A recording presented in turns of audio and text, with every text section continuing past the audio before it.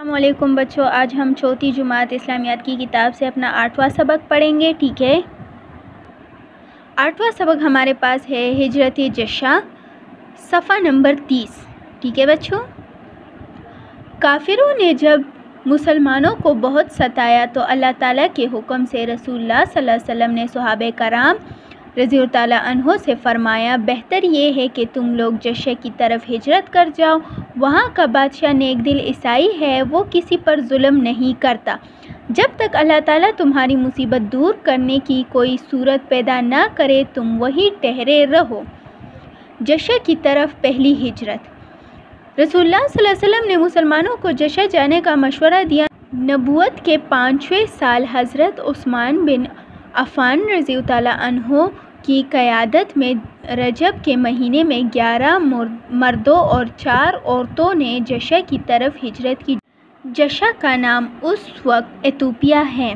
ہجرت اسے سفر کو کہتے ہیں جو اپنے ایمان اور دین کی حفاظت کے لیے کیا جائے. قریش کو جب مسلمانوں کی ہجرت کی اطلاع ملی تو انہوں نے مسلمانوں کا پیچھا کیا لیکن وہ ناکام رہے. حضرت عثمان رضی اللہ تعالیٰ عنہ کے ساتھ ان کی اہلیہ حضرت رقیہ رضی اللہ تعالیٰ عنہ، حضرت ابو حنیفہ بن عتبہ رضی اللہ تعالیٰ عنہ، ان کی اہلیہ حضرت سلمہ رضی اللہ تعالیٰ عنہ بنت سہیل، حضرت زبیر بن العوام رضی اللہ تعالیٰ عنہ، حضرت مصعب بن عمیر رضی اللہ تعالیٰ عنہ، حضرت عبد الرحمن بن عوف رضی اللہ تعالیٰ عنہ، حضرت ابو سلمہ رضی اللہ تعالیٰ عنہ، ان کی اہلیہ ام سلمہ رضی اللہ تعالیٰ عنہ، حضرت عامر رضی اللہ تعالیٰ عنہ بن ربیعہ، ان کی اہلیہ حضرت لیلہ رضی اللہ تعالیٰ عنہ بنت ابی حشمہ اور حضرت ابو سیرہ رضی اللہ تعالیٰ عنہ تھے، جبکہ حضرت عثمان بن مازون رضی اللہ تعالیٰ عنہ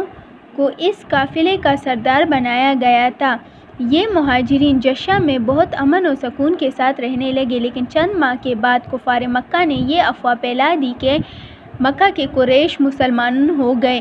یہ سن کر مہاجرین جشع سے واپس مکہ آ گئے، لیکن مکہ آنے کے بعد انہیں پتہ چلا کہ یہ خبر جھوٹی اور دھوکہ تھی. مکہ آنے کے بعد ان پر دوبارہ وہی ظلم و ستم شروع ہو گئے. جشع کی طرف دوسری ہجرت. مسلمانوں پر کفار کی شدید مظالم کو دیکھتے ہوئے آپ صلی اللہ علیہ وسلم نے مسلمانوں کو دوبارہ جشع کی طرف ہجرت کرنے کا حکم دیا، کیونکہ جشع مسلمانوں کے لیے امن کی جگہ ثابت ہوئی. چنانچہ نبوت کے چھٹے سال 80 سے زیادہ مردوں اور 19 عورتوں نے جشع ہجرت کی اور جشع میں امن کے ساتھ دین اسلام کے مطابق زندگی گزارنے لگے. کفار مکہ پر ہجرت کا رد عمل. جشع کی طرف ہجرت کرنے والے اس قافلے میں قریش کے ہر خاندان کا کوئی نہ کوئی فرد شامل تھا. چنانچہ اس ہجرت سے مکہ کا ہر گھر متاثر ہوا. جشع کی جانب دوسری ہجرت کے بعد مکہ کے بعض کافر مسلمان ہو گئے، جبکہ بعض لوگوں نے اسلام دشمنی پہلے سے تیز کر دی. مہاجرین کی دوبارہ واپسی کے لیے کوششیں. مکہ کے کافروں کو جب یہ معلوم ہوا کہ مسلمان جشع میں بہت آرام اور عزت کے ساتھ رہ رہے ہیں تو انہوں نے آپس میں فیصلہ کیا کہ اپنے آدمی جشع بیچ کر مسلمانوں کو وہاں سے نکلوا دینا چاہیے. چنانچہ انہوں نے اپنے 2 شاطر آدمیوں عبداللہ بن ابی ربیعہ اور عمر بن العاص بن وائل کو جشع بھیجا اور جشع کے بادشاہ نجاشی اور اس کے درباریوں کے لیے بہت سے قیمتی تحائف بھی دیے. یہ لوگ نجاشی کے دربار میں تحائف لے کر گئے اور اس سے کہا، اے بادشاہ، مکہ کے سرداروں نے ہمیں آپ کی خدمت میں اس لیے بھیجا ہے کہ ہمارے کچھ غلام بھاگ کر آپ کے ملک میں گئے، آپ انہیں ہمارے حوالے کر دیجئے. نجاشی کے دربار میں مہاجرین کی حاضری. نجاشی بہت عقل مند اور انصاف پسند بادشاہ تھا.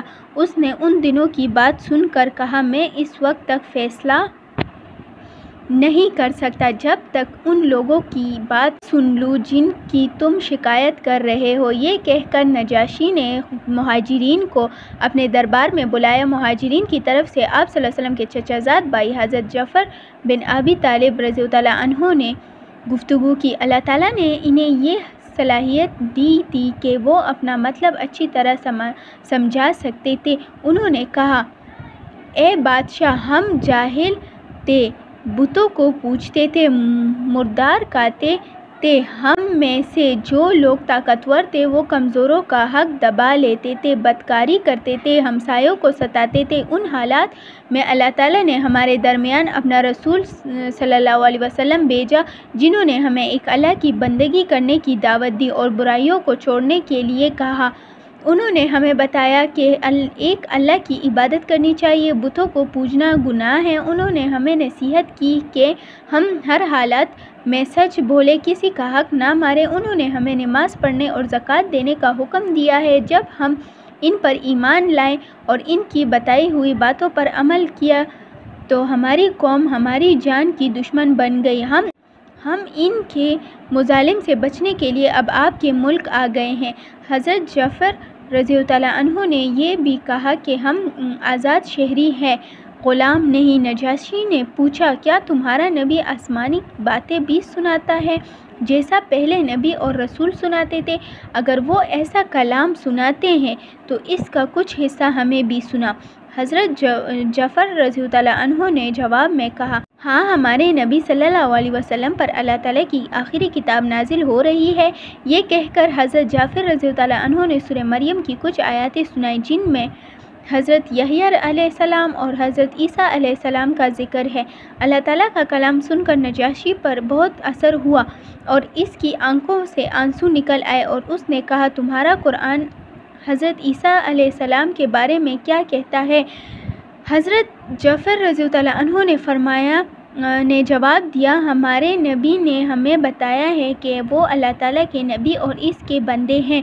نجاشی نے حضرت عیسیٰ علیہ السلام اور ان کی والدہ صاحبہ حضرت مریم علیہ السلام کے بارے میں بالکل سچی باتیں سنائی تو کہا، خدا کی قسم، حضرت عیسیٰ علیہ السلام بالکل ویسے ہی تھے، یہ ان کے حالات کی صحیح منظر کشی ہے۔ یہ کہہ کر نجاشی نے مسلمانوں کو اطمینان دلایا کہ تم لوگوں کو میرے ملک میں کسی طرح کی تکلیف نہیں ہوگی، جب تک دل چاہے یہاں رہو۔ مسلمانوں کو تسلی دینے کے بعد نجاشی نے مکہ سے آئے ہوئے کافر سرداروں سے کہا، ان لوگوں کو تمہارے حوالے نہیں کیا جا سکتا، تم یہاں سے چلے جاؤ۔ وہ مایوس ہو کر لوٹ گئے اور نجاشی آپ صلی اللہ علیہ وسلم کی نبوت پر ایمان لے آیا۔ نجاشی نے کفار مکہ کا لایا ہوا سامان واپس کر دیا۔